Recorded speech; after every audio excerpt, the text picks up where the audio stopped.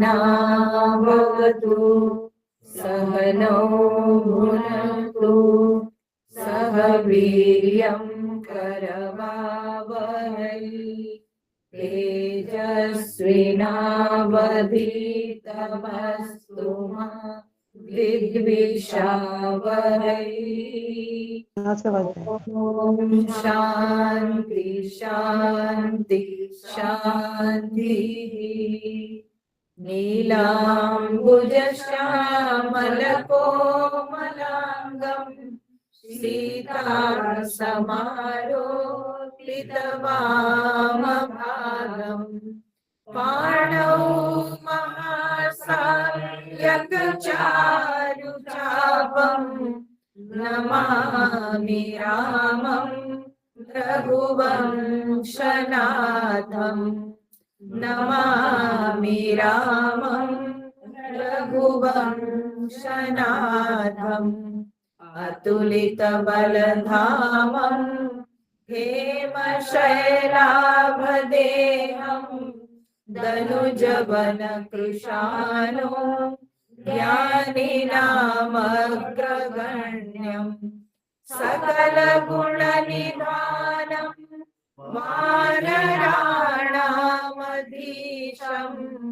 रघुपति प्रियभक्तं वातजातं नमामि रघुपति प्रियभक्तं वातजातं नमामि।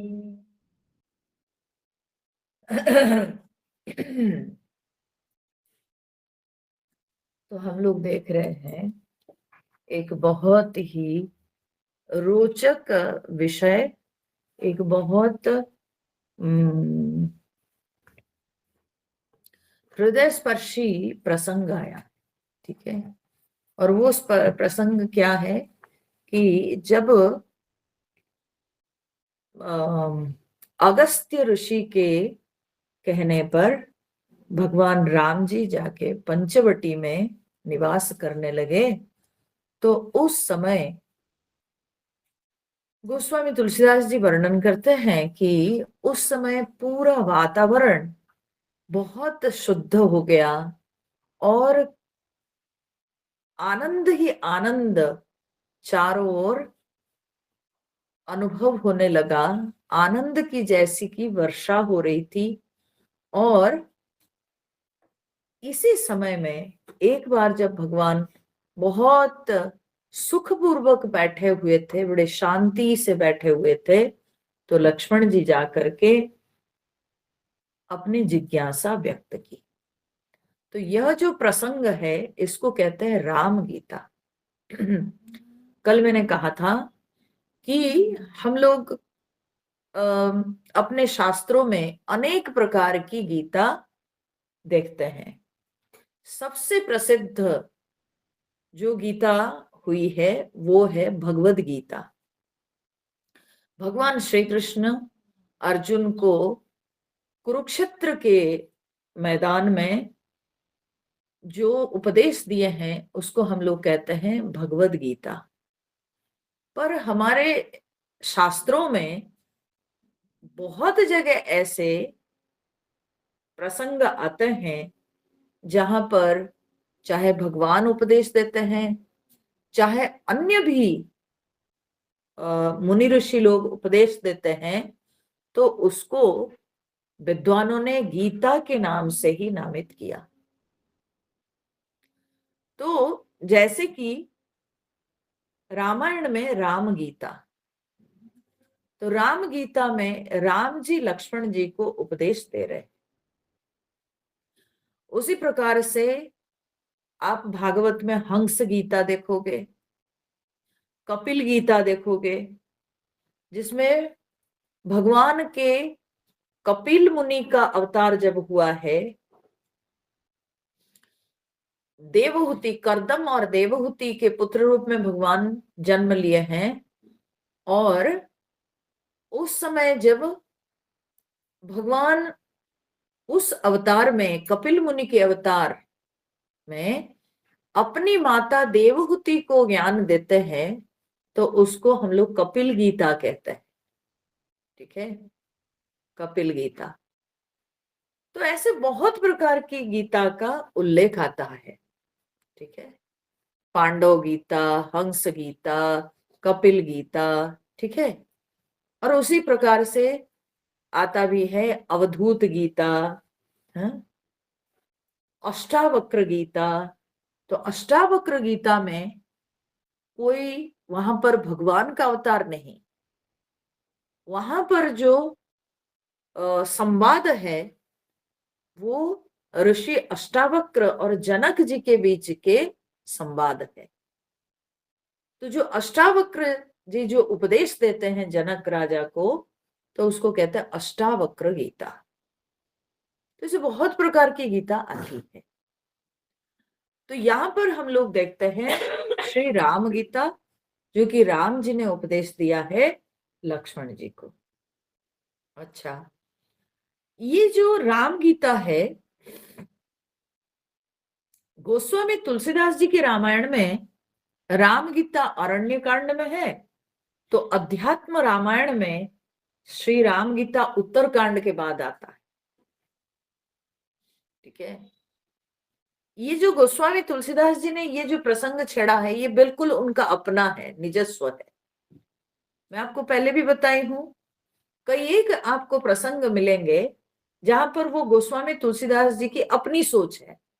ठीक है, वे अपने स्वतंत्र इच्छा से, भावना से वे जो है कहीं कहीं ऐसे ऐसे प्रसंग दिए हैं। ठीक है, खैर इसमें ज्ञान है तो इसलिए कोई खराब बात नहीं, बल्कि जो पाठक हैं उन लोगों को विचार करने का मौका मिलता है। और यह जो राम गीता है ये अध्यात्म रामायण में उत्तरकांड के बाद ही आता है। कहां पर? ना जब सीता जी को भगवान वाल्मीकि जी के आश्रम में भेज दिए हैं, लक्ष्मण जी सीता जी को छोड़ के आने के पश्चात उनके मन में मोह होता है कि ऐसे क्यों किए भगवान, हाँ? सीता जी का दोष क्या था और भगवान ऐसा क्यों किए? तो उनके मन में ये जो मोह उत्पन्न होता है, और तब वे भगवान के पास बैठ करके कुछ अपनी जिज्ञासा व्यक्त करते हैं, और उस समय भगवान उनको जो ज्ञान उपदेश दिए हैं वो राम गीता के रूप से जाना जाता है। परंतु रामचरितमानस में भगवान तुलसीदास जी अरण्य कांड में ही यह उपदेश दिए हैं। यहां लेकिन लक्ष्मण जी को मोह हुआ नहीं है। ठीक है, भगवत गीता में हम लोग देखते हैं अर्जुन को मोह हुआ है, और उस मोह का खंडन करने के लिए भगवान उपदेश देते हैं। भगवान कृष्ण अर्जुन को उपदेश देते हैं। परंतु यहां पर गोस्वामी तुलसीदास जी के रामायण में लक्ष्मण जी को मोह हुआ नहीं है। ठीक है, मोह नहीं हुआ है। लक्ष्मण जी अपनी जिज्ञासा व्यक्त करते हैं, और उनकी जिज्ञासा की पूर्ति करते हुए भगवान जो उपदेश देते हैं उसको हम लोग राम गीता कहते हैं, रामचरितमानस में। परंतु एक बात विचारणीय है, वो क्या है कि जैसे जो अनुभवी होते हैं वे लोग कहते हैं कि रोग के जो है क्या बोलते हैं, रोग के लिए रोग का निवारण करने से अच्छा है कि भाई रोग कैसे ना हो। हाँ, हाँ, prevention is always better than the cure. ठीक है, तो इसीलिए क्या होता है कि उससे पहले ही व्यक्ति को सतर्क हो जाना चाहिए। ठीक है, तो उसी प्रकार से यहां पर क्या हुआ है, ये जो पंचवटी में भगवान रह रहे हैं अभी तो शुरू हुई नहीं है, अभी कुछ समय के बाद शुरू हो जाएगा कि इसमें जो है सीता जी को सुवर्ण मृग का दर्शन होगा। मृग कभी सोने का हुआ है क्या? कभी कोई हिरण सोने का हुआ है क्या? लेकिन सीता जी समझ नहीं पाई, इतना विचार नहीं कर पाई, तो मोह हुआ ना, भ्रम हुआ ना। ठीक है। उसके बाद फिर सीता जी जो है दुर्वचन कहती है लक्ष्मण को, है ना। तो कभी आज तक ऐसा हुआ है क्या कि सीता जी कभी लक्ष्मण जी को इस तरह से डांट फटकार लगाई है? और इस हद तक कि बहुत ही उनके चरित्र को लेकर के सीता जी जो है वहां पर दुर्वचन कही है? तो ऐसा कभी हुआ है? ना लक्ष्मण जी के व्यवहार में कभी ऐसे देखने को मिला है, और ना आज तक कभी सीता जी लक्ष्मण जी के साथ ऐसे बातचीत की है। हाँ? एक धर्मपूर्ण उनके बीच में जो है संबंध रहा है। सीता जी को माता के समान लक्ष्मण जी देख रहे थे, और लक्ष्मण जी के प्रति भी सीता जी की भावना वैसी ही हमेशा रही है। परंतु उस समय में जो दुर्वचन सीता जी कही है, वो सुनकर के मन को आश्चर्यचकित मन हो जाता है कि ऐसे कैसे सीता जी बोल सकती है, तो ये मोह नहीं तो क्या है। और फिर जो है रावण जो साधु के वेश में आया है, अचानक से एक साधु आके भिक्षा मांगना, ये भी जो है विचारणीय है। और सीता जी उसको विश्वास कर लेती है, विचार नहीं करती है। तो ये सब जो है मोहपूर्ण वातावरण आगे आएंगे। ठीक है ना। तो वो मोह में प्रवेश करने से पहले, जैसे कि भगवत प्रेरणा से लक्ष्मण जी अपनी जिज्ञासा व्यक्त करते हैं और भगवान के स्वमुख से वे ज्ञान प्राप्त करके अपने आप को मोह से अलग रखने के लिए उसका उपाय प्राप्त कर लेते हैं। ठीक है। ये जो दंडकारण्य है, यहीं पर से शुरू हो जाता है दंडकारण्य। तो ये जो दंडकारण्य है, ये दंडकारण्य मोहारण्य ही है। ठीक है। इसमें ऐसे सब मोह के जो है घटनाएं घटती है। ठीक है। तो ये जो है ना, इस दंडकारण्य में रहते हुए लक्ष्मण जी अपने आप को सुधार लेते हैं, भगवान से उपदेश प्राप्त करके, भगवान से ज्ञान प्राप्त करके। तो इसीलिए यह जो है असलियत में मोह के बाद नहीं हुआ है, लेकिन मोह ना हो उसके लिए जो है उपाय कर लिया गया है। लक्ष्मण जी को मोह ना हो, सीता जी को तो मोह हुआ, लेकिन लक्ष्मण जी को मोह नहीं हुआ, शायद इसलिए कि भगवत प्रेरणा से उनको भगवान राम जी से ज्ञान प्राप्त हो गया है। तो गोस्वामी तुलसीदास जी के रामायण में, क्योंकि लक्ष्मण जी सेवक हैं, और सेवक को हमेशा सेवक चतुर होना चाहिए, सेवक बुद्धिमान होना चाहिए, और सेवक जो है हमेशा तत्पर होना चाहिए। तो इसीलिए गोस्वामी तुलसीदास जी उसका उपाय कर लिए हैं। वो क्या है कि इस दंडकारण्य में विभिन्न प्रकार के मोहपूर्ण घटनाओं से गुजरने से पहले लक्ष्मण जी को भगवान जी के द्वारा ज्ञान प्राप्त करा दिए। ये गोस्वामी तुलसीदास जी का विचार है, गोस्वामी तुलसीदास जी की स्वतंत्र कल्पना है। और उन्होंने इसीलिए इस दंडकारण्य में रहते समय पंचवटी में जब भगवान बैठे हुए हैं, तो तब लक्ष्मण जी अपनी जिज्ञासा व्यक्त करके कैसे ज्ञान प्राप्त किए हैं, उस घटना का उल्लेख यहाँ पर गोस्वामी जी करते हैं। हमारे मन में तीन प्रकार की जो है भावना दिखती है। ठीक है। और एक होती है क्या ना, परीक्षा। ठीक है। दूसरी होती है क्या ना, अनुसंधित्सा। और तीसरी होती है जिज्ञासा। सो परीक्षा में क्या होती है? परीक्षा में हम सामने वाले का ज्ञान को तौलते हैं, सामने वाले में कितना ज्ञान है उसको जानना चाहते हैं, और जब सामने वाले के ज्ञान को तौलते हैं हम, तो उसको कहते हैं परीक्षा। ठीक है, हम परीक्षा लेते हैं, लेकिन उस परीक्षा में थोड़ा छल भी रहता है ना, थोड़ा कपट रहता है। जब हम सामने की परीक्षा लेते हैं तो उसमें थोड़ा छल रहता है मन में, देखते हैं ये कितने पानी में है। ठीक है, उसके बाद आता है क्या ना, अनुसंधित सा। अनुसंधित सा मतलब क्या है? सामने कोई जो है ज्ञानी मिल गए तो बस कुतूहल बस कुछ पूछ लिए। हाँ? जैसे डॉक्टर जब सामने मिलते हैं ना, तो हमको तुरंत लगने लगता है कि शायद मेरे शरीर में सब जगह पीड़ा ही पीड़ा है। ठीक है, सो डॉक्टर को देख के लगता है मेरे शरीर में बहुत सारी बीमारियां हैं, तुरंत हम लोग पूछने लग जाते हैं। ठीक है, उसी प्रकार से ये जो अनुसंधित सा है, हम लोग क्या है ना, सामने वाले को देखकर, कोई ज्ञानी विद्वान को देखकर बस कुतूहलवश कुछ पूछ लिए, उत्सुकतावश कुछ पूछ लिए।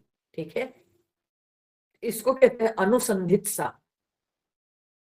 जिज्ञासा क्या है? जिज्ञासा जो है वो साधक बहुत सारे विषयों पर वो स्वयं विचार करता है। ऐसा नहीं कि वो विचार नहीं करता है, वो विचार करता है, परंतु वो अपने विचार से संतुष्ट नहीं होता है, उसको अपने विचार से अंत नहीं मिलता है। ठीक है, तो जब वो अपने विचार से संतुष्ट नहीं होता है, उसको अपने विचार से अंत नहीं मिलता है, उत्तर नहीं मिलता है, तो तब वह कोई ज्ञानी महात्मा के निकट होता है या जो समर्थ है उनके निकट होता है, और वो अपने प्रश्नों का समाधान करना चाहता है। तो जब वो अपने प्रश्नों का समाधान करना चाहता है, जिसके द्वारा उसके सवाल दूर हो जाते हैं और उसका ज्ञान का वर्धन होता है।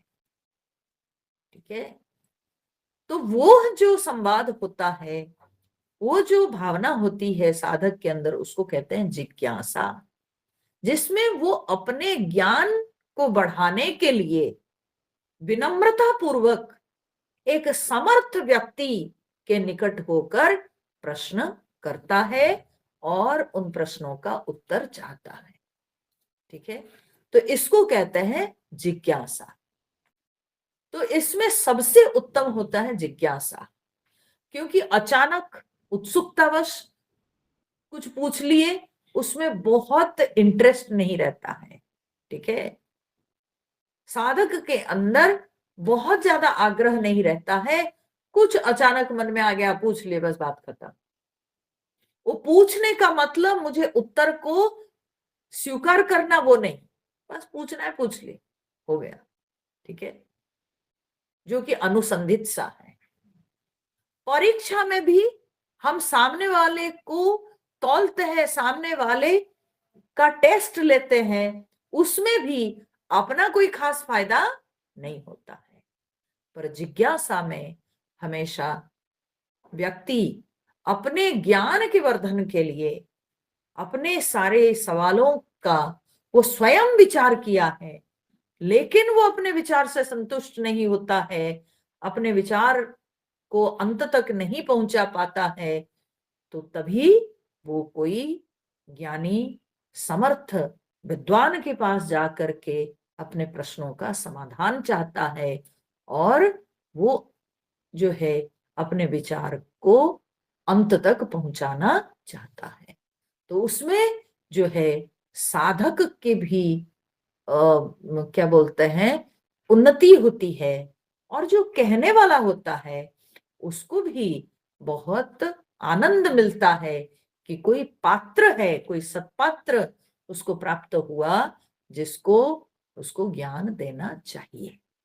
ठीक है, सो जिज्ञासा में दोनों की उसमें प्रगति होती है, जिज्ञासा में दोनों के अंदर आनंद की अभिव्यक्ति होती है।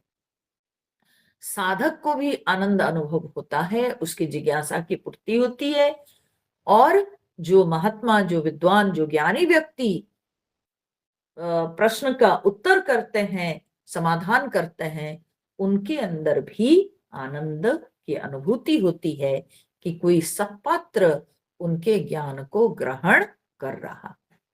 तो इस तरह से जो है ये जिज्ञासा है।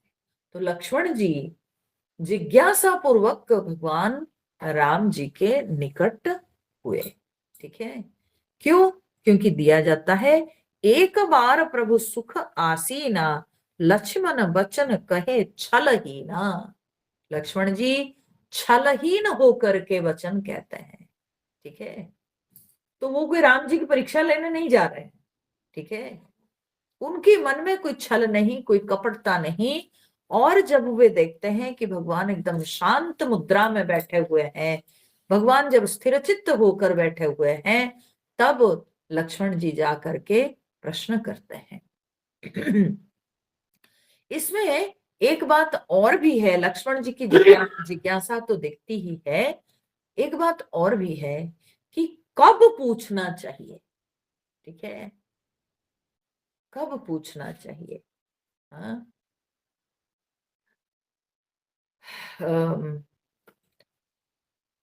जैसे गरुड़ जी ने प्रश्न किया था, है ना? तो गरुड़ जी का प्रश्न के समाधान के लिए किनके पास गए गरुड़ जी? उनके मन में प्रश्न उठा था सबसे पहले, नहीं शंकर जी, उससे पहले ब्रह्मा, उससे पहले विष्णु भगवान के पास, नहीं मेरे को याद नहीं आ रही। तो उन्होंने फिर भेजा ब्रह्मा जी के पास, ठीक है ना? फिर ब्रह्मा जी ने भेजा शंकर जी के पास। और जब गरुड़ जी शंकर जी के पास जाते हैं, तो तब देख रहे हैं शंकर जी कुबेर जी के पास जा रहे थे उस समय। और जब गरुड़ जी जाके प्रश्न करते हैं, तब शंकर जी बोलते हैं, क्योंकि तुम मुझे रास्ते में मिले, ठीक है, और मैं कुबेर के पास जा रहा हूं, इसलिए मैं तुम्हारे प्रश्न का उत्तर अभी नहीं दे सकता। कहने का तात्पर्य है कि प्रश्न भी हम जिससे कर रहे हैं, हमको कब करना चाहिए, वो भी जानना बहुत आवश्यक है। ऐसे नहीं कि कहीं पर भी हमको मिल गए, कोई विद्वान व्यक्ति दिख गए, तो हम अभी कुंभ मेला गए हैं और महात्मा जी स्नान करने के लिए जा रहे हैं, तो हम बोले महात्मा जी मेरा एक प्रश्न है, वो थोड़ा उत्तर दे दीजिए। कोई बात हुई? हाँ?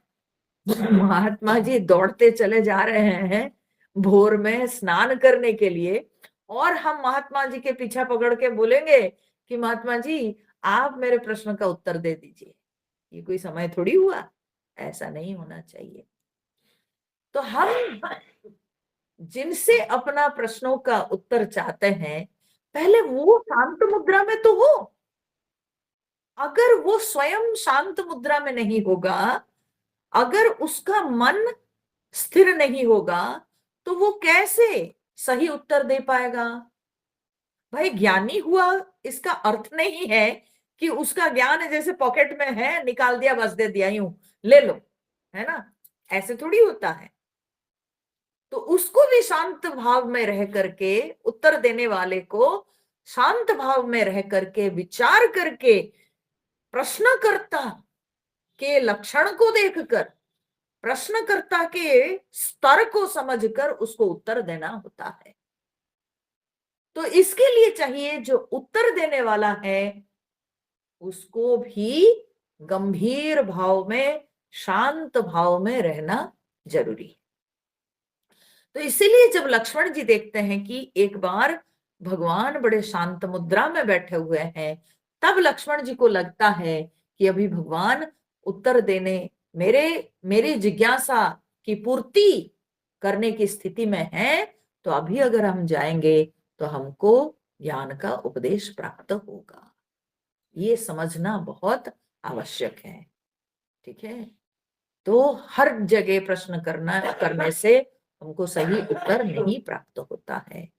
ठीक है, तो एक बार प्रभु सुख आसीना, इसलिए भगवान जब सुख में बैठे हुए हैं, बहुत आराम से बैठे हुए हैं, तो तभी लक्ष्मण जी जाते हैं, बोले कहे छलहीना, छलहीन होकर लक्ष्मण जी प्रश्न करते हैं। परीक्षा लेने के लिए नहीं, बल्कि बिल्कुल निष्कपटता के साथ अति विनम्र भाव से लक्ष्मण जी प्रश्न करते हैं। अरे लक्ष्मण कौन है? लक्ष्मण वो है जो सारे शुभ लक्षणों से युक्त है, उनको लक्ष्मण कहते हैं। लक्ष्मण का मतलब होता है चिन्ह संस्कृत में, ठीक है।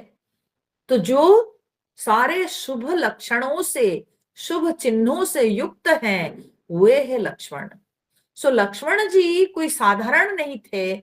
लक्ष्मण जी जो इस तरह के जिज्ञासु थे जिनके अंदर सारे सत्वगुण विद्यमान थे, ठीक है। सात्विकता के जितने पहचान है, जितने लक्षण हैं, वे सब लक्ष्मण जी के अंदर विद्यमान थे। तो इसीलिए ऐसे साधक जब प्रश्न करते हैं तो तब उत्तर देने वाले को भी बड़ा मजा आता है, ठीक है। टक्कर का होना चाहिए ना। हाँ, जैसा शिष्य वैसा गुरु मिल जाए तो तब वहां पर जो उपदेश होता है वो बहुत ही हृदय स्पर्शी होता है। तो तभी लक्ष्मण जी ऐसे छलहीन होकर के प्रश्न करते हैं। बोलते हैं, सुर नर मुनि सचराचर साई, मैं पूछूं निज प्रभु की नाई।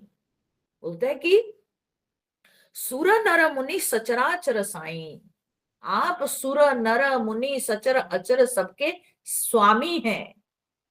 है सुर नर मुनि और सचर अचर के स्वामी। मैं पूछूं, मैं पूछता हूं आपसे, ठीक है। ये मेरा निवेदन है। किनको? ना निज प्रभु की नाई, मैं अपने प्रभु आपको मानता हूं और मैं अपने प्रभु के समान मैं आपसे पूछता हूं। अब देखो कि हम जिनसे प्रश्न करते हैं, हम जिनसे ज्ञान पाना चाहते हैं, उनके प्रति हमारे मन में कैसी भावना होनी चाहिए, फिर वो भी महत्वपूर्ण है। तो लक्ष्मण जी जो कहते हैं कि सुर नर मुनि सचराचर साई, आप सुर नर मुनि सचर अचर सारे जीव जंतुओं के स्वामी हैं आप, ठीक है। और प्रभु की नाई, प्रभु माने क्या है? प्रभु वे होते हैं जो सर्वसमर्थ है, उनको प्रभु कहा जाता है, ठीक है। वे हुए प्रभु। तो लक्ष्मण जी कहते हैं आप भगवान हैं, आप भगवान के समान हैं हमारे लिए, ठीक है। मेरे भ्राता नहीं, आप हमारे भगवान के समान हैं। तो मैं इसलिए आपसे पूछता हूं। तो जब हम प्रश्न पूछते हैं किसी से, तो तब हमारे मन में ऐसी भावना होनी चाहिए कि वे समर्थ है, वे हमारे प्रश्न का उत्तर दे सकते हैं। और तो और भगवान जैसी भावना होनी चाहिए। जब हम कभी विद्वान महापुरुषों से प्रश्न करते हैं, तब ऐसे विद्वान महापुरुषों के प्रति भावना होनी चाहिए कि वे भगवान के समान हैं, ठीक है। तो लक्ष्मण कहते हैं कि प्रभु आप तो ऐसे जीव जंतु से चराचर सबके स्वामी हैं, देवता मुनि सबके स्वामी हैं, और मैं भी आपको मानता हूं, आप जो है भगवान हैं। तो इसलिए मैं आपसे पूछता हूं, ठीक है। अर्थात लक्ष्मण जी की भावना में इतनी पवित्रता थी, इतने पवित्र भावना के साथ वे भगवान से प्रश्न कर रहे थे। बोले कि प्रभु प्रश्न क्या है ना, मुझे समझा कर बताइए। मोहि समुझाई कहु सोई देवा, सब तजी करऊं चरण रज सेवा। कहु ज्ञान विराग अरु माया, कहु सो भगति करहु जेहि दाया। तो बोलते प्रभु मुझे आप समझा कर बताइए, कि जिससे कि आप ऐसे समझा करके मुझे ज्ञान दीजिए जिससे कि मैं सब कुछ त्याग करके आपके चरणों में समर्पित हो जाऊं, मेरा आपके चरणों में प्रेम बढ़ जाए, यही मैं चाहता हूं। मुझे इस तरह से आप ज्ञान दीजिए। अर्थात आप मुझे उपदेश दे करके मेरे मन के अंदर आपके चरणों के प्रति प्रेम को वृद्धि करिए प्रभु, मुझे और कुछ नहीं चाहिए। तो इसमें क्या मतलब हुआ कि हम प्रश्न का उत्तर, हम विद्वान महापुरुष से प्रश्न क्यों करते हैं, हमारा लक्ष्य क्या है, ये भी स्पष्ट होना चाहिए कि हम किस लक्ष्य के साथ संत महापुरुषों के साथ संवाद करते हैं। हमारी भक्ति बढ़े, हमारा ज्ञान बढ़े, ये नहीं कि हमको सांसारिक फल चाहिए। ठीक है महात्मा जी, कुछ ऐसा बता दीजिए, उपाय दे दीजिए कि मेरा बेटा को नौकरी लग जाए, मेरी बेटी की शादी हो जाए, और जो है मेरे घर में कैसे धन की वृद्धि हो। महात्मा जी उपाय बता दीजिए।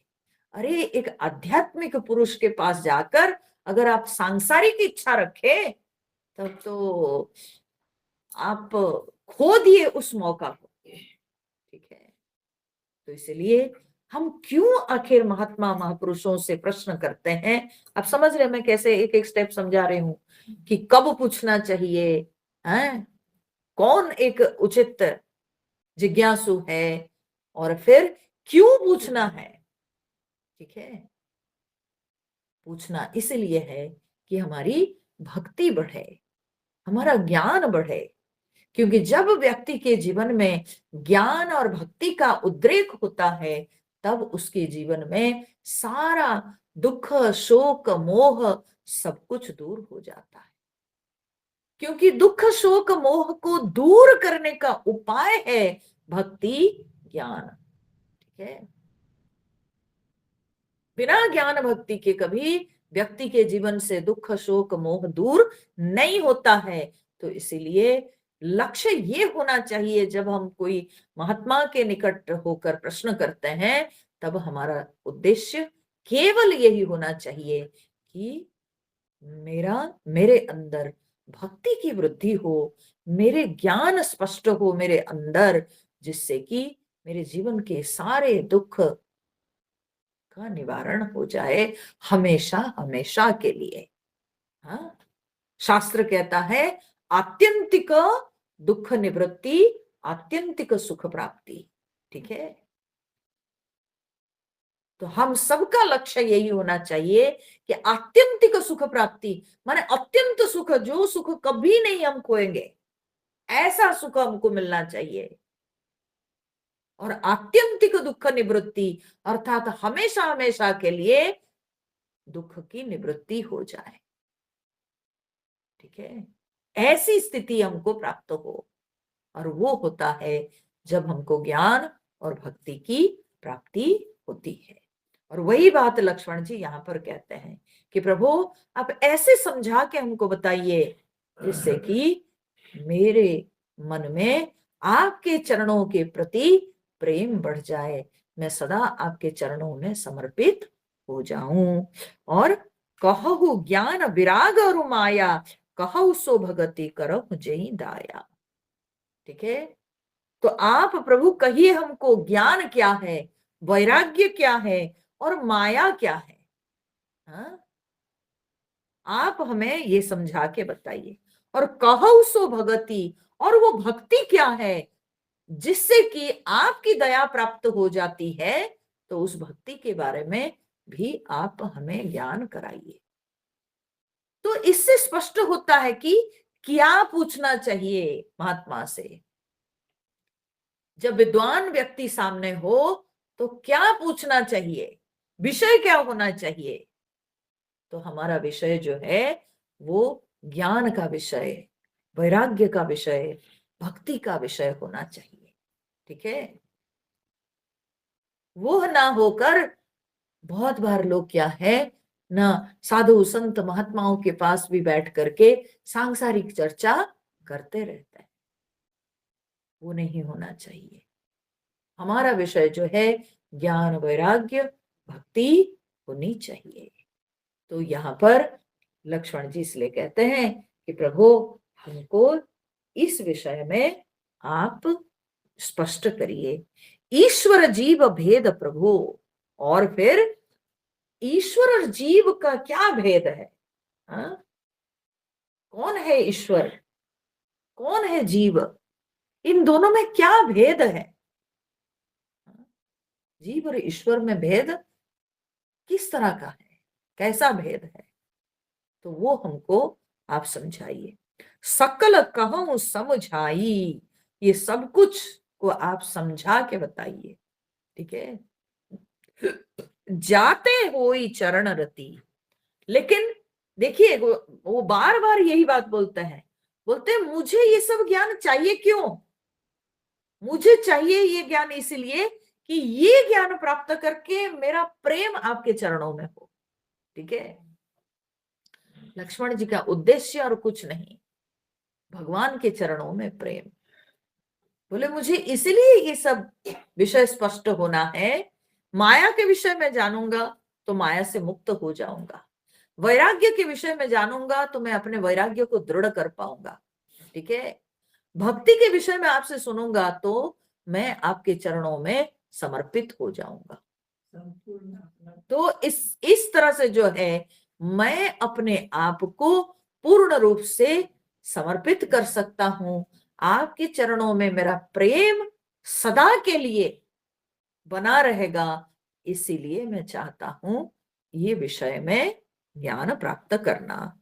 जाते हुई चरण रति शोक मोह भ्रम जाई, जिससे मुझे आपके चरणों में प्रेम हो जाए और शोक मोह भ्रम जाई, और मन से शोक मोह भ्रम ये सब दूर हो जाए, ठीक है। शोक मोह भ्रम का कारण क्या है, शोक मोह भ्रम का कारण है अज्ञान, ठीक है। अज्ञान जो है ये शोक मोह भ्रम का कारण है। जब तक हमारे अज्ञान का नाश नहीं होता है तब तक हमारे अंदर भ्रम दिखाई पड़ेगा, मोह होगा, मोह से भ्रम और भ्रम से दुख शोक, ठीक है। अज्ञान से मोह होता है जब हमारी बुद्धि पर पर्दा पड़ जाती है, ठीक है। हम जब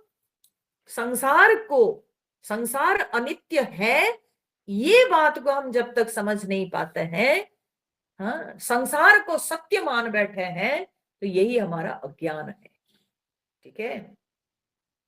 ये अज्ञान है और इस अज्ञानतावश हम जो है संसार के पीछे भागते रहते हैं, मोह दिखता है, भ्रम होता है, हाँ, कि ये सब के सब नाशवान है, ये ना समझकर हम सोचते हैं कि ये सब टिकाऊ है, हाँ, भ्रांति, गलत धारणाएं, तो ये सब मन में घर बनाए हुए हैं और जिस कारण से हम दुखी होते हैं। क्यों? क्योंकि संसार तो टिकाऊ नहीं है, संसार तो भागने वाला है, पर हम अपने मन में बना लिए हैं कहां से पता नहीं कि सब कुछ टिकाऊ है, मेरे संबंध टिकाऊ होना है, मेरे अपने लोग वे सब टिकाऊ होना है, मैं जो सामान सब रखा हूं वो सब टिकाऊ, बोले कुछ टिकाऊ नहीं है, ठीक है, सब नाशवान है। अरे इतनी मेहनत करके हम घर बनाए हैं, इतनी मेहनत करके एक एक पैसा जोड़ जोड़ करके सामान सब घर में इकट्ठा किए हैं, तो सहन नहीं होता है कि घर टूट जाएगा, सामान नष्ट हो जाएंगे, ये बात हजम नहीं होती है। मेरे संबंध सब, हाँ, पिता माता भाई बहन सब जितने सारे संबंध बनाए हैं वो सब सच है, कोई सच नहीं है। जब तक सबका स्वार्थ पूर्ण होता है तब तक सब अपने हैं, जब स्वार्थ पूर्ण नहीं होता है कोई पूछता नहीं है, ठीक है, कोई नहीं पूछता है, किसी के पास टाइम नहीं रहता है तब, और जब तक स्वार्थ रहता है तब सब पूछने आते हैं। जब रक्त संपर्कीय की यह हाल है तो जो रक्त संपर्कीय नहीं है उनके हाल क्या होगा वो तो आप अनुमान लगा सकते हो, ठीक है। लेकिन ये मनुष्य इतना मूर्ख है कि जीवन में कितने अनुभव उसको प्राप्त होते हैं, लेकिन फिर भी वो समझ नहीं पाता है। वो यही सोच बैठा है कि सब संबंध सत्य है, सब टिकाऊ है। कोई टिकाऊ नहीं है, कुछ टिकाऊ नहीं है। ठीक है,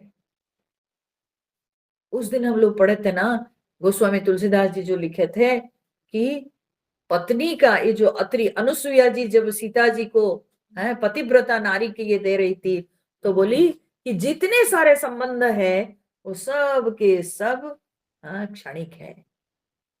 एक स्त्री का अपने पति के साथ जो संबंध है उससे जो सुख मिलता है वही टिकाऊ है। हालांकि वेदांत की दृष्टि से वो भी टिकाऊ नहीं है, लेकिन एक पतिव्रता नारी के लिए वो सर्वोच्च माना गया है। पर मैं उस बात को नहीं लेकर, मैं उसका जो पहला भाग में मैं उसके ऊपर बहुत विचार करती हूँ कि उन्होंने जो लिखा स्पष्ट रूप से कि भाई बहन माता पिता सबके साथ जो संबंध है वो सब क्षणिक है। हाँ? सब क्षणिक है, सबके सब अपने स्वार्थ अपनी वासना की पूर्ति के लिए ही सब कुछ करता है। तो इस विषय में मुझे सबसे अच्छा लगता है कि याज्ञवल्क्य जी ने जो अपनी पत्नी को कहा बृहदारण्यक उपनिषद में, आत्मनस्तु कामाय सर्वम प्रियम भवति। ठीक है, सब अपनी कामना के लिए आपके साथ प्रेम संबंध रखते हैं, केवल और केवल अपनी कामना के चरितार्थ करने के लिए आपके साथ प्रेम भाव दिखाते हैं। ठीक है, और जब वो कामना पूरी हो जाती है फिर कोई किसी को पूछता नहीं है, किसी को किसी के लिए समय नहीं, और फिर जिसको जहां फिर सुख मिलता है वो वही भागता है। ठीक है, फिर वो वही भागता है, वो भूल जाता है। पीछे के संबंध को भूल जाता है, उसको जहां सुख मिलता है वो उस सुख के पीछे भागता है, फिर उसको समय नहीं रहता है पीछे के संबंध के लिए। ठीक है, अगर केवल इतना ही हम लोग विचार करें ना तो जगत के प्रति वैराग्य बहुत आसानी से हो जाएगा, बहुत आसानी से हो जाएगा। और यही कड़वा सच है, यही कड़वा सच है। ठीक है, आप देखो जब बच्चे रहते हैं भाई बहनों में कितना प्यार रहता है। कभी उस उम्र में लगता है कि भाई बहन अलग हो जाएंगे? कभी लगता है कि वो प्यार की जो डोरी है वो ढीली होगी? ऐसे कभी लगता है? हाँ, उस समय में गले से जो है पानी उतरता नहीं बिना भाई का। हाँ, बहन को लगता है मेरा भाई ही सब कुछ है, भाई को लगता है मेरी बहन ही सब कुछ है। लेकिन कहाँ जाता है वो संबंध? जब अपना अपना संसार हो जाता है तो वहां स्वार्थ दिखता है, और बस वो जो प्रेम की डोरी है तब वो ढीली पड़ जाती है ना। माता पिता के पास जब बच्चे साथ में रहते हैं तो सबको कितना लगता है कि ये हमारे माता पिता, और हम इनसे कभी अलग नहीं होंगे, लेकिन हो जाते हैं कि नहीं? हाँ, होते हैं। तो यही जो है ना, ये अज्ञानता के कारण ही, यही इसी को कहते हैं अज्ञान। जगत में सब कुछ क्षणिक है, सब कुछ क्षणिक है। ये बात को न समझना और जगत को सत्य मान बैठना, तो यही अज्ञान है। और अज्ञान के कारण ही मोह होता है, मोह से भ्रम, और भ्रम से दुख शोक। ठीक है, ये उसका क्रम है। अज्ञान से मोह, मोह से भ्रम, और भ्रम से दुख शोक। ठीक है, व्यक्ति रोता रहता है फिर जब तक उसके अज्ञान मिटता नहीं तब तक उसका दुख शोक जाता ही नहीं। तो इसीलिए यहाँ पर लक्ष्मण जी पूछते हैं कि प्रभु मेरे मन के मोह दुख शोक दूर हो जाए, आप वैसे ही हमको ज्ञान दीजिए। तो भगवान क्या कहते हैं, थोड़े ही मह सब कहूं बुझाई, सुनहु तात मति मन चित लाई। मैं तुमको थोड़े ही महा, थोड़े में मैं सब कुछ तुमको थोड़े में समझा के बताऊंगा, क्योंकि तुम जो विषय पूछे हो वो विषय तो एक शास्त्र है पूरा, है ना। ज्ञान क्या है, वैराग्य क्या है, भक्ति क्या है, हाँ। तो ये सारे विषय तो बोलने से तो एक एक शास्त्र बन जाएगा पूरा, है ना। तो भगवान बोलते हैं उतना तो समय नहीं है हम लोगों के पास, तो इसलिए मैं तुमको संक्षेप में समझाऊंगा, संक्षेप में बताऊंगा। अच्छा, दूसरी बात यह भी है, भगवान संक्षेप में क्यों बोले, भगवान बोलते हैं कि मैं रोज रोज तुमको एक एक विषय पे बता के तुमको जो है मैं समाप्त करूंगा। ये भी तो हो सकता था ना, वहां रहने वाले अब 14 साल रहेंगे। भगवान ये कहते कि ठीक है लक्ष्मण, पूरे वनवास में मैं तुमको जो है, हाँ, सब कुछ तुमको पूरा एकदम लंबा विवरण दे करके मैं तुमको समझाऊंगा। ठीक है, तो भगवान तो ऐसा नहीं बोले हैं, भगवान बोले मैं तुमको थोड़े में बताऊंगा।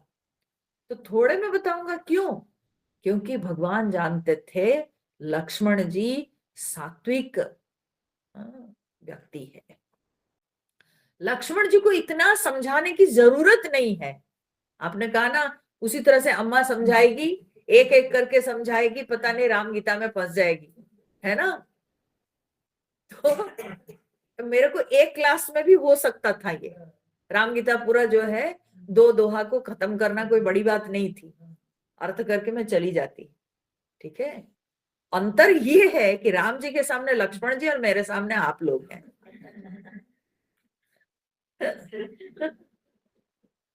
ठीक है, ठीक है। तो वहां लक्ष्मण जी को मोह हो रहा था, यहाँ पर मुझे मोह होता है कि सामने वाले समझ रहे हैं कि नहीं। ठीक है, तो इसीलिए मुझे एक एक विषय को स्पष्ट करके बताने की जरूरत है। आपको तो हम लोग के दर्पण को हटाना है। तो यहाँ पर जो है, इसीलिए मेरे को समय लेकर के समझाने की जरूरत होती है। पर लक्ष्मण जी ऐसे नहीं थे, लक्ष्मण जी की बुद्धि तीक्ष्ण थी, लक्ष्मण जी बड़े विचारवान थे, लक्ष्मण जी के अंदर बहुत तत्परता थी, हाँ। तो इसीलिए लक्ष्मण जी को बहुत बोलने की आवश्यकता नहीं थी, भगवान बस किंचित शब्दों में, संकेत मात्र में लक्ष्मण के प्रश्नों का समाधान करना चाहते थे, क्योंकि भगवान जानते थे मैं संकेत दे दूंगा तो लक्ष्मण स्वयं बैठ के विचार करेंगे। ठीक है, इसलिए भगवान ने कहा कि थोड़े में मैं तुमको समझा के बताऊंगा, जिसके लिए सुनहु तात मति मन चित लाई। हे तात सुनो, मति मन चित्त लाई, कुछ बचा है अंतःकरण में, और इसलिए मेरे को एक एक पढ़ाने की जरूरत है। ठीक है, आपने वैसा मन चित्त लगा के देखा कि यहाँ 3-3 शब्द आया है, हाँ? तो मति मन चित्त लाई। ठीक है, मति माने बुद्धि, मन चित्त, अहंकार की जरूरत नहीं है। अंतःकरण में अंतःकरण चतुष्टय, मन बुद्धि चित्त अहंकार, यहां अहंकार की जरूरत नहीं है। इसलिए राम जी ने 3 शब्द का प्रयोग किया, या गोस्वामी जी ऐसे वर्णन किए कि मति मन चित्त लाई। मति माने बुद्धि, बुद्धि से समझना है। ठीक है, तो जब भगवान राम जी उत्तर देंगे, उसको समझने के लिए भी बुद्धि चाहिए। श्रोता जब सुनता है तो सुनते समय भी वो अपनी बुद्धि का प्रयोग करके उस समय उसकी बुद्धि में भी जो है चर्निंग चलती है, मंथन होता रहता है सुनते समय। तो इसलिए बुद्धि की आवश्यकता है। सो भगवान ने मति शब्द का प्रयोग किया। बुद्धि, मन, मन में भावना होती है, प्रेम होता है। तो जब हम श्रवण करते हैं तो उस समय मन लगाकर सुनना है, और मन लगाकर माने भावना के साथ। ठीक है, मन में प्रेम होता है, मन में भावना होती है। तो केवल बुद्धि होने से हम तर्क करते रहेंगे, काटकूट करते रहेंगे, लेकिन भावना शून्य रहेंगे। तो वो ज्ञान से श्रोता को कभी भी प्रगति नहीं होती है, श्रोता का कल्याण नहीं होता है। तो इसलिए मन लगाकर सुनना है, यानी भावना के साथ सुनना है। ठीक है, और चित्त माने जिसको श्रवण किए उसको स्मरण रखना है, याद रखना है। चित्त क्या है? चित्त वो है जहां पर जो कि स्टोर हाउस है। तो इसलिए चित्त में यानी उसको याद रखना है, जो ज्ञान को हम श्रवण किए उस ज्ञान को धारण करना है, हृदयंगम करना है, और उसको आगे के लिए हमेशा अपने जीवन में हम उसको कैसे प्रयोग कर सकते हैं, उसके लिए उस ज्ञान को अंदर धारण करना है। ठीक है, तो इसलिए सुनते वक्त ये तीन अंतःकरण के ये तीन भाव होने चाहिए। ठीक है, ये तीन भाव क्या है? ना बुद्धि होनी चाहिए, मन होना चाहिए, और चित्त भी चित्त के अंदर प्रवेश करना चाहिए। इसीलिए भगवान ने कहा मति मन चित्त लाई। ठीक है, बुद्धि और मन और चित्त, अहंकार नहीं। अहंकार होने से तो जाएगा ही नहीं, घुसेगा नहीं। तो इसीलिए अंतःकरण चतुष्टय के केवल तीन के नाम लेते हैं, चौथा के नाम नहीं लेते। समझ में आया? तो नहीं तो मैं मेरे को बोलने की जरूरत क्या थी?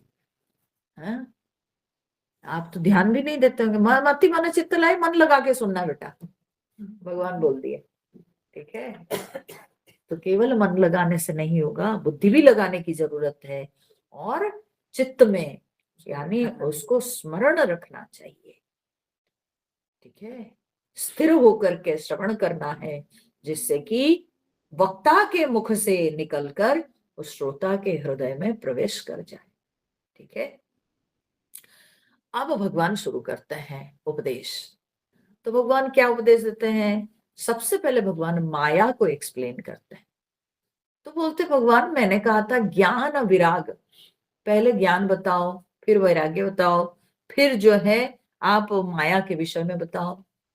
है ना, लक्ष्मण जी तो इसी क्रम में प्रश्न किए थे, लेकिन भगवान जो उत्तर देते हैं भगवान अपना क्रम बना लेते हैं। तो भगवान पहले माया के विषय में बताते हैं। तो क्यों माया के विषय में बताते हैं? क्योंकि अगर भगवान पहले ज्ञान दे देते तो शायद लक्ष्मण को और माया सुनने की इच्छा नहीं होती। ठीक है, समर्थ रामदास ने अपने जो समर्थ रामदास आप जान रहे हो ना, समर्थ रामदास कौन है? छत्रपति शिवाजी के गुरु। ठीक है, समर्थ रामदास। तो समर्थ रामदास ने अपने ग्रंथ दासबोध, ठीक है, उसमें उन्होंने लिखा है कि जब साधक ज्ञान के पुल से चलकर आगे बढ़ जाता है तो पीछे मुड़ के जब देखता है, ठीक है, तो जो माया की नदी है वो उसको सूखी हुई नजर आती है, यानी उसको और माया दिखती नहीं है। ठीक है, वो आगे बढ़ जाता है, और फिर जब पीछे कभी मुड़ के देखता है तो उसको और माया की नदी दिखती नहीं, माया की नदी सूखी हुई उसको दिखाई पड़ती है। तो वैसे अगर भगवान राम जी पहले लक्ष्मण जी को ज्ञान दे देते तो उस ज्ञान के सहारे लक्ष्मण जी आगे बढ़ जाते, तो शायद वो कभी माया के विषय में जानने की कोशिश ही ना करते, शायद उनको माया के विषय में जानने की इच्छा और होती नहीं। ठीक है, तो इसलिए भगवान बोले कि नहीं, इसको माया के विषय में पहले ज्ञान कराते हैं। माया को स्पष्ट रूप से जानना भी बहुत आवश्यक है। जब हम माया को जानेंगे तो माया से मुक्त होने की इच्छा प्रकाश करेंगे।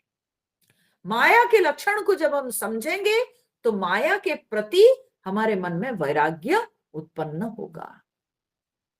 इस माया के बंधन से छूटने के लिए हम कोशिश करेंगे। तो इसलिए माया को समझना बहुत आवश्यक है। तब भगवान पहले इसलिए माया का विषय लेते हैं। तो माया क्या है? भगवान कहते हैं मैं और मोर तोरते माया, जही बस कीने जीव निकाया। ठीक है। तो कहते हैं भगवान माया क्या है उसको डिफाइन तो नहीं करते हैं, लेकिन माया के जो लक्षण हैं भगवान उसको सूचित करते हैं। शास्त्र कहता है कि कार्यानुमेया सुधियैव माया। माया को हम कैसे जानेंगे? उसके कार्य से। ठीक है। माया बोल के कोई चीज नहीं दिख जाएगी। हाँ, माया नाम की एक आपकी पड़ोसी मिल जाएगी। ठीक है। हाँ, माया नाम की कोई औरत मिल सकती है, लेकिन वेदांत जिस माया की चर्चा करता है वो माया आपको ऐसे स्थूल रूप से दिखाई नहीं पड़ेगी। तो माया को कार्य से पहचाना जाता है।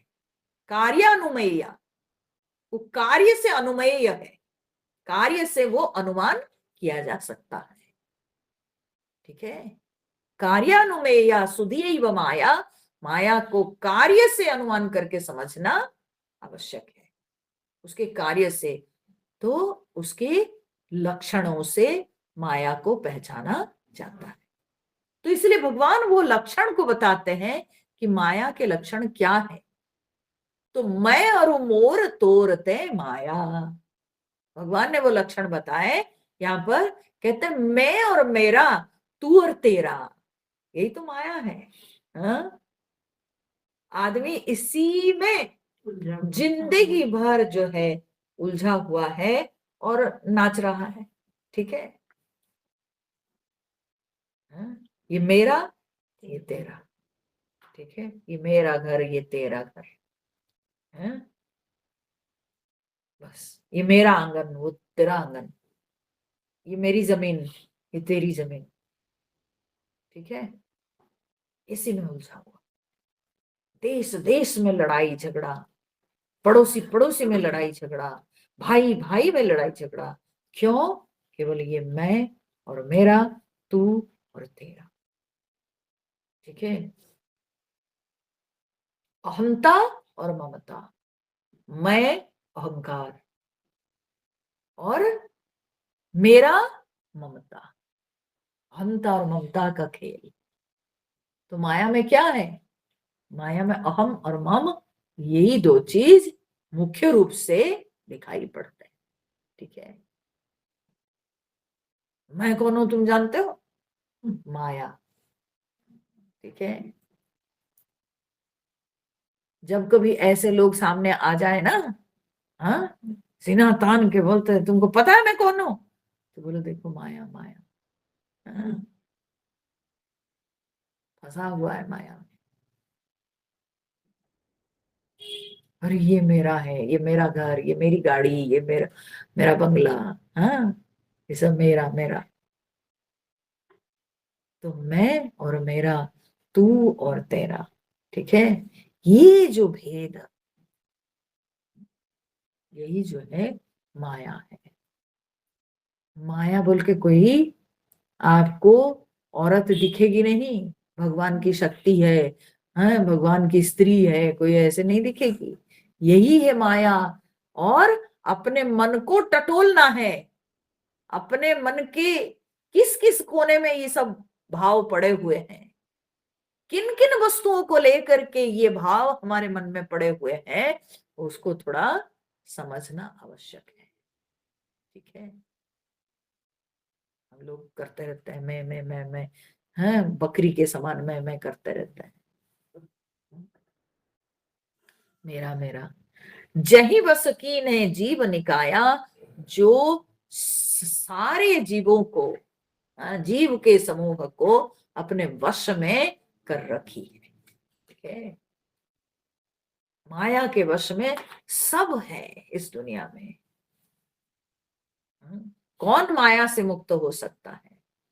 जो भगवान के चरणों में लीन है, जो भगवान के चरणों के शरण में है, बस वही व्यक्ति केवल माया से मुक्त हो सकता है।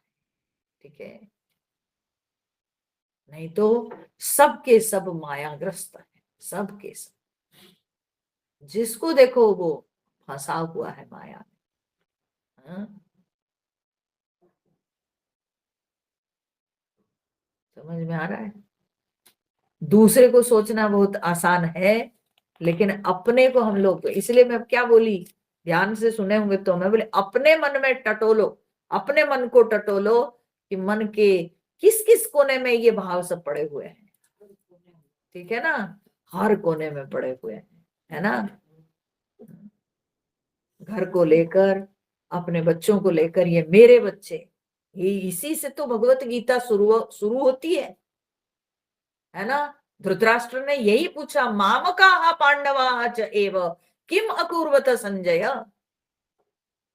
हे संजय, तुम बताओ, मामका, मेरे बेटे, और पांडवा, पांडु के पुत्र, ये क्या किए हैं कुरुक्षेत्र के मैदान में, हमको थोड़ा बताओ। देखो उसके उसके प्रश्न में, हाँ, मेरा तेरा दिखता है। ठीक है, मामक और पांडव, ठीक है, मेरे पुत्र और पांडु के पुत्र, यही माया है। ठीक है, यही माया है। तो संतान को लेकर मेरा तेरा, संपत्ति को लेकर मेरा तेरा, है ना, विद्या को लेकर मेरा तेरा, है ना। तो सब जगह, मन के हर कोने में ये मेरा तेरा, ये भाव बैठा हुआ है। तो इसलिए दूसरे को टटोलने की बात नहीं, अपने मन को टटोलने की बात है कि हमारे मन में कहां कहां ये मेरा तेरा भाव बैठा हुआ है, कैसे हम उसको झाड़ू करके साफ करेंगे, ये अपने को समझना चाहिए। भगवान, निकाय मतलब समूह। हाँ जी, निकाय मतलब समूह। तो जीव निकाया मतलब जीव समूह। ठीक है, समग्र जीव, समुच्चा। हाँ, तो हाँ, तो सारे जीवों को जो वश में कर रखी है, जो माया सारे जीवों को अपने वश में कर रखी है, तो वो भगवान कहते हैं वो यही मैं, मेरा, तू, तेरा। और फिर भगवान कहते हैं उसका विस्तार कहां तक, बोले गो गोचर जहां लगी मन जाई, सो सब माया जाने भाई। गो गोचर, गो गोचर माने, गो माने इंद्रियां, गोचर माने विषय। ठीक है, तो बोलते हैं अपने इंद्रियां जहां जहां जिस जिस विषय तक जाती है, वहां वहां तक माया का विस्तार है। ठीक है, और जहां लगी मन जाई, जहां तक मन जाता है, ये इंद्रियां जिन जिन विषयों तक जाती है और मन जहां जहां तक जाता है, सो सब माया जाने को भाई। हे भाई, वो सबको तुम माया जानो, सब माया ही माया। भले आप शरीर से नहीं पहुंच पाते हो, लेकिन मन पहुंचता है ना। मन पकड़ के रखा है, हम शरीर से नहीं पहुंचे हैं। मेरा बेटा अमेरिका में है ना, तो हुक लगा हुआ है मेरा बेटा में, बेटा अमेरिका में है। ठीक है, तो इसलिए जहां लगी मन जाई, जहां तक मन जाता है, तो वो केवल माया ही माया का खेल दिखता है। ठीक है, जहां तक मन जाता है तब माया ही माया। और पता है संसारी लोगों को तुरंत पलट जाता है। वो लाख आप उनको ज्ञान दो, उपदेश दो, समझाओ, सब करो, हाँ हाँ अभी हम बदल गए, सुधर गए, हम ये हो गए, वो हो गए, ठीक है। और ज्यों ही हाँ, पता चलता है मेरा बेटा आने वाला है, मेरी पोती आने वाली है, मेरा पोता आने वाला है, तो मेरे पेड़ में एक आम जो है बचा हुआ है, उसको हम अपनी पौती के लिए बचा के रखेंगे फ्रिज में, कि मेरी पौती आएगी खाएगी, उसको मेरे बगीचा का आम मिलेगा, है ना। तो तुरंत वो सब ज्ञान गया चूल्हा में, ठीक है। जैसे कि उसको आम खाने को नहीं मिलता है, और वो आके एक वो सिकुड़ा हुआ आम हाँ खाने के लिए आ रही है, लेकिन नहीं, मेरी पोती, उसको हम आम खिलाएंगे, मेरे बगीचा का आम। और उसको आप लोग नाम क्या देते हैं? फीलिंग, फीलिंग है ना, मेरा फीलिंग है उसके लिए, फीलिंग, ठीक है। और बाद में जो जो जिन जिन वस्तुओं के साथ, जो जो निमित्त के साथ आप जुड़े रहते हो, वही वही निमित्त से दुख मिलता है, कष्ट मिलता है, ठीक है। मैं हमेशा कहती हूं, जितनी गहराई से हम जुड़े रहते हैं संसार के साथ, उतनी गहराई से हम हिल भी जाते हैं दुख में, क्योंकि वही गहराई तक दुख भी पेनिट्रेट करेगा, है ना। तो इसलिए जितना छोड़ दोगे उतना आराम है, ठीक है। और वो निवृत्ति का उपाय है ज्ञान। माया है जहां तक मन जाता है, इसलिए गोस्वामी ने कहा जहां तक मन जाता है, जिस जिस वस्तु तक मन पहुंचता है, वहां वहां तक माया ही माया समझो, ठीक है। तो माया में व्यक्ति लिप्त हो जाता है, तो सब कुछ भूल जाता है, भगवान को भूल जाता है, ज्ञान भूल जाता है, सब उसका जो है साइड हो जाता है। और तब उसको नजर आता है क्या? मेरा घर, मेरा संसार, मेरा बंधु, मेरा परिवार, बस उसी में फिर लिप्त हो जाता है, लटपटा जाता है, ठीक है। तो भगवान कह सो सब माया जाने हो भाई, मेरे भाई वो सबको तुम माया ही समझो। ये माया की परिभाषा हुई, ये माया का भगवान जो है ज्ञान करा है। अब उसके बाद भगवान कहते हैं तेहि कर भेद सुनो तुम सो, विद्या अपर अविद्या दो। उसके ऊपर भगवान कहते हैं अब तुम माया को अगर समझ गए, अब उस माया के भी दो भेद हैं, एक विद्या माया और एक अविद्या माया, ठीक है। फिर माया के दो भेद हैं, एक विद्या माया और एक अविद्या माया। तो विद्या और अविद्या माया क्या है? भगवान स्वयं ही उत्तर देते हैं यहाँ पर, कहते एक दुष्ट अतिशय दुख रूपा, जा बस जीव पराभव कूपा। बोलते एक माया जो है वो दुष्ट है, अतिशय दुख रूपा, बहुत दुख देने वाली, ठीक है, बहुत दुख देने वाली, बड़ी दुष्ट है, ठीक है, बड़ी बड़ी बड़ी दुष्ट है, धूर्त है, ठीक है, हमको खींच करके डुबा देती है। तो वो जो है जा बस जीव पराभव कूपा, जिसके वश में जीव पड़ा हुआ है भवकूप में, संसार रूपी कुआं में जीव जो है जिसके वश में आकर पड़ा हुआ है। तो वो कौन है? तो बोलते ये है अविद्या माया असलियत में, ठीक है, यही है अविद्या माया। अविद्या माया कहने का अर्थ क्या है ना? ये अज्ञानतावश ये जो माया का लक्षण दिखता है, जिसका जड़ है अज्ञान, अविद्या, वो है, ठीक है। हम जैसे मैंने कहा अभी थोड़ी देर पहले कि हम संसार को सत्य मानते हैं, हम अपने देह को सत्य मानते हैं, हम कभी ये बात को स्वीकार नहीं कर पाते हैं कि मैं एक दिन मरूंगा, मेरी मृत्यु, मेरी माने मेरे ये शरीर का नाश होगा, ये बात को हम स्वीकार नहीं करते हैं। ठीक है, और हम देह को मैं मान बैठे हैं, ये देह ही मैं हूं। कितनी मूर्खता है, हाँ? कैसे ये देह मैं हो सकता है? हाँ? गलत धारणा है ये। और फिर वो देह का नाश नहीं होगा, नाश नहीं होना चाहिए, यही तो माया है। सब मर रहे हैं, सबका देह, सबकी देह का नाश हो रहा है, और मेरी देह का नाश नहीं होगा, ये कैसे हो सकता है? यही जो है अविद्या माया है, अज्ञान। ठीक है, जो देह का स्वरूप है वो हमको पता नहीं, जो हमारा असली स्वरूप है वो भी हमको पता नहीं। ठीक है, मेरा अपना स्वरूप क्या है वो हमको पता नहीं, और जो देह का भी स्वरूप है वो भी हम नहीं समझ पाते हैं। ठीक है,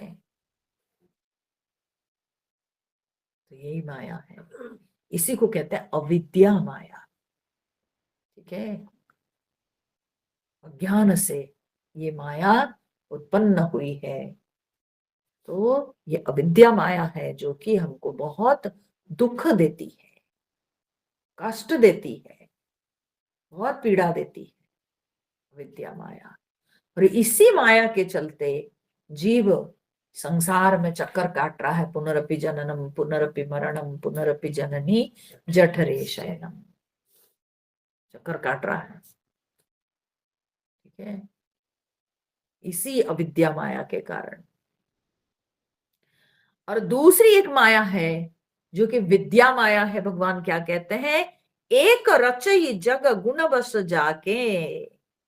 और एक माया है जो कि बोले कि गुण वश जाके, जिसके वश में सारे गुण हैं, त्रिगुणात्मिका माया जिसको कहते हैं। तो वो उसका स्वरूप है, मुख्य रूप से माया का जो स्वरूप है उसके अंदर तीनों गुण विद्यमान है। ठीक है, त्रिगुणात्मिका है वो, और जिससे वो जगत की रचना करती है, तो वो विद्या माया है। क्यों विद्या माया? क्योंकि भगवान को पता है ये मेरी माया शक्ति है, तो वो भगवान की विद्या से, भगवान के ज्ञान से भगवान उसको प्रेरित करते हैं जगत को बनाने के लिए। समझे ना?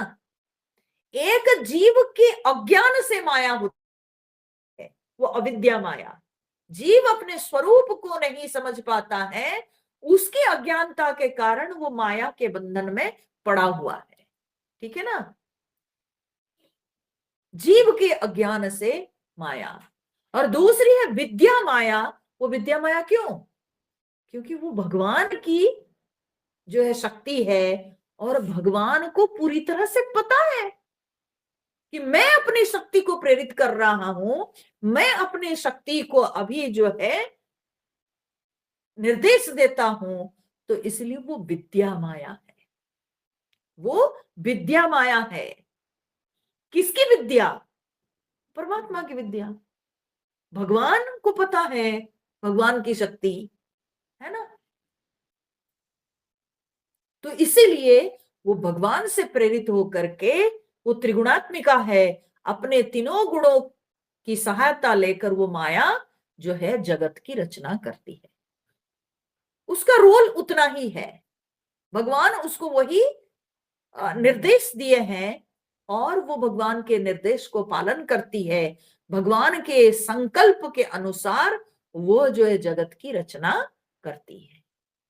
ठीक है, तो वो विद्या माया है। प्रभु प्रेरित नहीं निज बलता के, उसका अपना बल कुछ नहीं है। प्रभु प्रेरित, वो भगवान से प्रेरित है, उसका अपना कोई बल नहीं है। भगवान के संकल्प शक्ति चरितार्थ होती है। समझ रहे हैं? वो जो भगवान की जो संकल्प शक्ति जो कि चरितार्थ होती है, वही है विद्या माया। ठीक है, वही है विद्या माया। वो जो भगवान का संकल्प कि एको हम बहुश्याम इति, मैं एक हूं, मैं अनेक बनूंगा, मैं अनेक बन सकता हूं।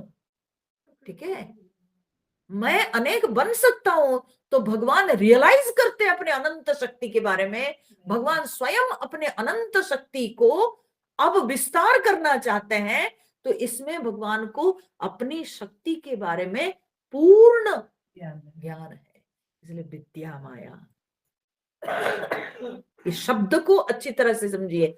विद्या माया और अविद्या माया, जीव की अविद्या से जो माया, वो जीव के अज्ञान, अपने स्वरूप के अज्ञान से, तो वो अविद्या माया। लेकिन परमात्मा की विद्या, परमात्मा के अपने ज्ञान कि मैं अनंत शक्ति संपन्न हूं और मैं इसलिए अनेक बन सकता हूं, तो मैं बनूंगा, मैं बन सकता हूं तो मैं बनूंगा। तो ये विद्या माया है। ठीक है, ये विद्या माया है। तो विद्या माया में कोई भी प्रकार के बंधन नहीं है, कोई भी बंधन नहीं। और वो विद्या माया का कार्य कहां तक? बोले ये शरीर को सृष्टि करने तक, शरीर की सृष्टि होने तक कोई प्रॉब्लम नहीं है। लेकिन सृष्टि होने के बाद जब ये संघात, मन, बुद्धि, अहंकार, शरीर, ये सब का जो संघात हो जाता है और उसमें जो संबंध बनता है, जो आकर्षण बनता है, वो अविद्या माया है। ठीक है, हम अपने स्वरूप को भूल जाते हैं और हम फंस जाते हैं किसमें? ना ये देह मन बुद्धि में, ये अविद्या माया है। ठीक है, तो इसलिए भगवान यहाँ पर कहते हैं कि एक तो बड़ा अतिशय दुख रूपा दुष्ट अविद्या माया है, और दूसरी जो है वो विद्या माया है, जिससे कि जगत की रचना होती है। ठीक है, जगत में जो कुछ भी पंच महाभूत से लेकर के सारे प्रकार के जो योनियों की रचना, ये सब कुछ विद्या माया के द्वारा संभव होती है। ठीक है, और वो प्रभु प्रेरित, वो भगवान से प्रेरित है, उसके अपना बल कुछ नहीं है। तो इस प्रकार से ये पूरा जो है भगवान लक्ष्मण जी को माया के स्वरूप बताए। अब हम लोग यहीं रुकेंगे आज। ठीक है, विद्या माया और अविद्या माया तक हम लोग पहुंचे। आज माया के विषय को हम लोगों ने चिंतन किया, और उसके बाद भगवान जो है ज्ञान के विषय में बताएंगे, वो एक दूसरा विषय है। ये सब सूक्ष्म है ना, वेदांत के विषय एक विषय के बाद दूसरे विषय में करने से खिचड़ी हो जाएगी। तो आज हम लोग यहीं तक अध्ययन किए, और फिर बाद के सत्संग में देखेंगे। इसमें स्लो हो जाएगा, मत सोचना कि बैठ के ये खत्म हो जाएगा जल्दी जल्दी। हाँ, प्रकृति है तो अपरा, फिर प्रकृति में दो प्रकार, अपरा फिर परा, तो कैसे कहेंगे हम अपर प्रकृति?